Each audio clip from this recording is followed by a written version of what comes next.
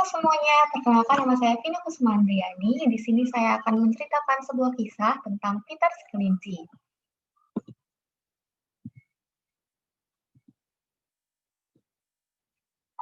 Pada suatu ketika, hiduplah Peter bersama 3 saudaranya bernama Flopsy, Mopsy, dan Dipsy beserta ibunya di bawah akar pohon cemara yang sangat besar di dalam hutan. Pada suatu pagi, ibu dari mereka berempat berkata, "Sekarang anak-anakku, kalian boleh pergi untuk bermain di padang rumput atau pergi memasuki hutan. Tetapi jangan pergi terlalu jauh ya. Ibu akan pergi sebentar untuk membeli roti untuk makan siang nanti. Yang penting, kalian jangan pernah masuk ke kebun Pak Tani ya.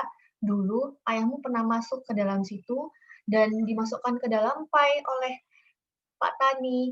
Jadi jangan pernah masuk ke kebun Pak Tani." Sekali lagi, ibu dari mereka berempat mengingatkan kepada Flopsy, Mopsy, Dipsy, dan Peter untuk tidak masuk ke dalam kebun Pak Tani.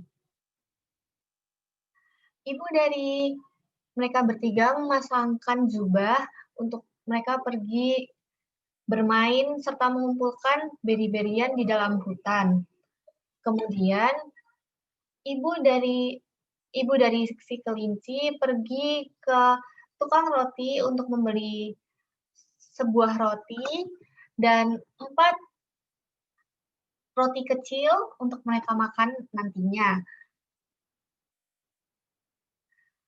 Flopsy, Mopsy, dan Dipsy adalah anak kelinci yang baik, jadi mereka pergi ke dalam hutan untuk mengumpulkan beri-berian di semak yang liar.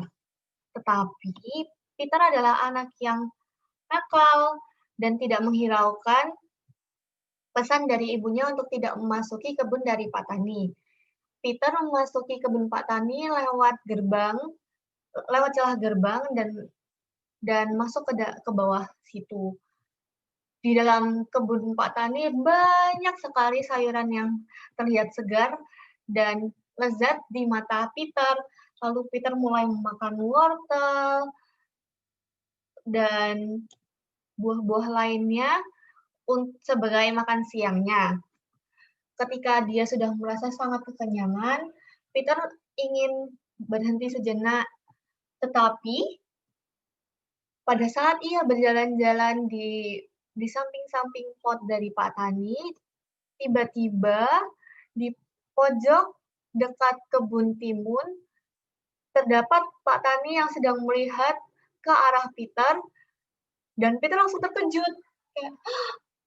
Dia tidak menyangka bahwa Pak Tani akan berada di pojok tersebut. Pak Tani yang melihat Peter langsung mengejar Peter dengan cangkulnya dengan cepat. Tapi karena Pak Tani sudah tua, tentu saja tidak secepat Peter kan berlarinya. Lalu Peter berlari dengan sangat kencang karena dia merasa panik, sudah ketahuan oleh Pak Tani. Lalu satu persatu dari sepatunya jatuh di kebun Pak Tani. Peter yang sudah sangat panik tidak menghiraukan sepatunya yang telah lepas tersebut dan terus berlari sampai akhirnya dia tertangkap di jaring-jaring dekat beri-berian milik Pak Tani. Jaket Peter yang memiliki kancing besar-besar tersangkut di dalam jaring dan kakinya juga tersangkut.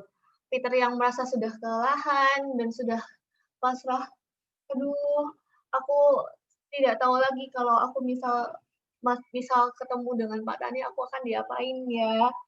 Lalu dia menangis, dan suara rintihan dari Peter terdengar oleh burung pipit di sekitarnya. Burung pipit di sekitarnya berkicau, "Ayo Peter, kamu jangan menyerah. Ayo, kamu pasti bisa keluar dari jaring tersebut."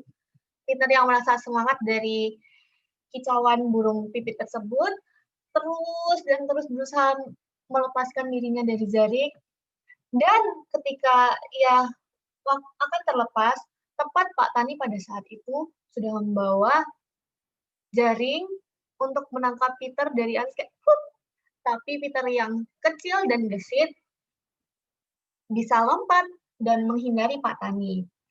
Lalu Peter terus berlari, akhirnya ia menemukan gudang dari Pak Tani, lalu dia melihat, oh ada tempat untuk bersembunyi. Lalu dia mulai masuk ke dalam tempat penyiram Pak Tani dan berhenti di situ. Pak Tani yang melihat Peter bersembunyi di gudangnya mulai mencari satu-satu di bawah pot miliknya. Peter sudah berusaha diam-diam supaya tidak ketahuan, tapi yang dimasuki oleh Peter itu sangat sangat berdebu, Kak. Adik-adik pasti tahu kan kalau berdebu kalian pasti apa? Pasti bersin. Dan akhirnya Peter, "Acu!" Peter, suara Peter yang keras saat bersin terdengar oleh Pak Tani, dan akhirnya Pak Tani cepat-cepat menghampiri Peter, tetapi Peter juga tidak kalah gesit, akhirnya keluar dari jendela gudang tersebut. Karena jendela di gudang tersebut kecil, Pak Tani hanya bisa menendang pot-pot di sekitar jendela, tetapi tidak mampu untuk melanjutkan mengejar Peter karena jendelanya sangat kecil.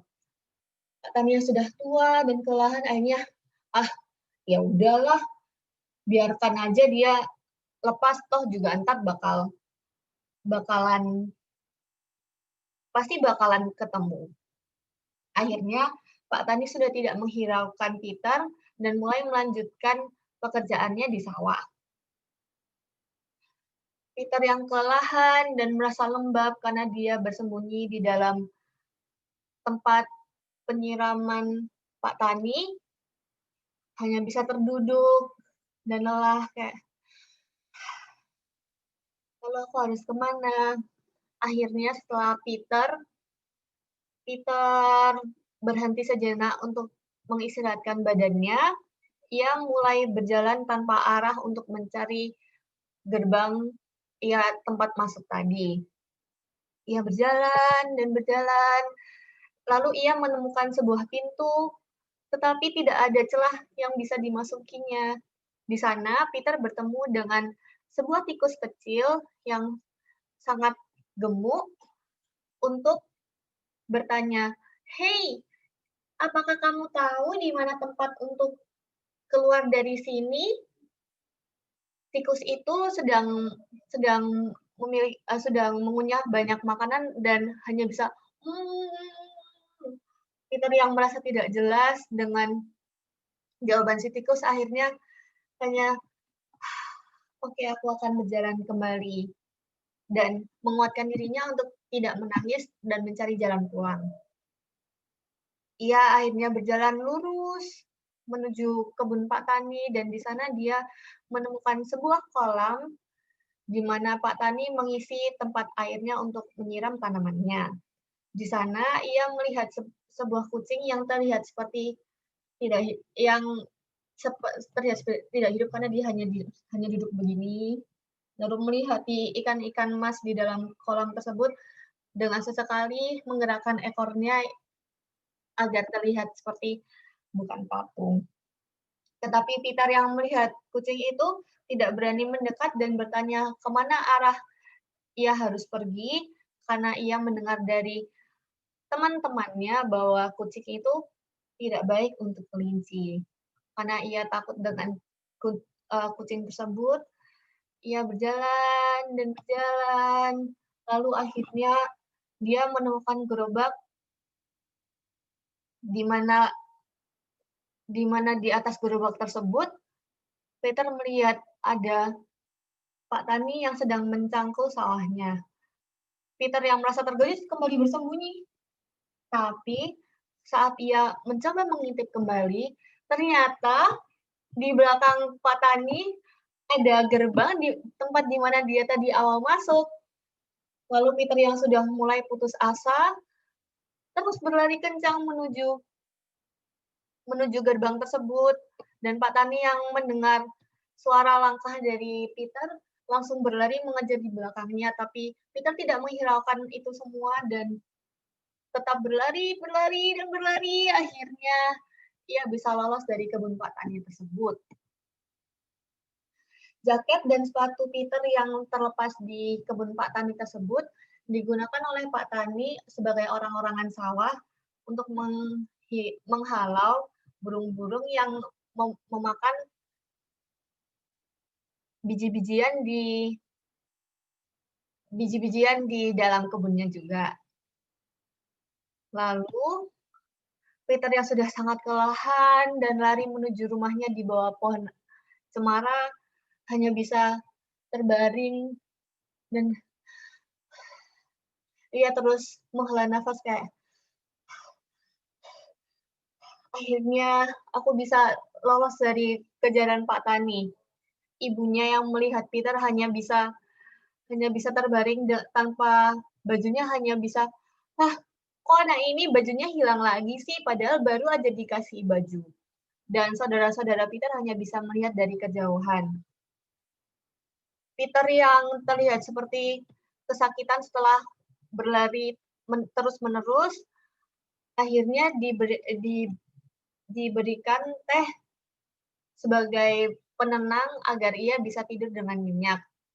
Peter yang hanya bisa meminum teh itu lalu kembali ke tempat tidurnya dan tidur dengan nyenyak, sedangkan ketiga saudaranya sedang memakan beri-berian dan roti yang telah diberikan oleh ibunya di pasar tadi. Sekian dari cerita tentang Peter Sekelinci. Jadi, apa apa moral cerita dari kisah Peter si Kelinci ini? Jadi, adik-adik, kalau ibu kalian sudah mengingatkan tentang suatu hal, jangan dihiraukan ya, karena itu semua untuk kebaikan adik-adik. Jadi jangan pernah kalian menghiraukan perkataan dari orang tua adik-adik. Nah, untuk hari ini, selain kakak hanya bercerita tentang Peter Seklinci, kakak juga akan mengajarkan satu kata dari bahasa Indonesia untuk ke bahasa Inggris. Jadi seperti yang adik-adik tahu, cerita ini tentang kelinci kan? Apakah adik-adik tahu apa bahasa Inggris dari kelinci? Benar. Jadi bahasa Inggris dari kelinci adalah rabbit. Dibaca rabbit dan dengan spelling R A B B I T, rabbit. Nah, adik-adik bisa mencoba untuk menulis kata tersebut ya, dan dihafalkan bahwa kelinci dalam bahasa Inggris adalah rabbit. Sekian cerita dari Kakak Vina ya untuk hari ini. Sampai bertemu di selanjutnya. Bye-bye.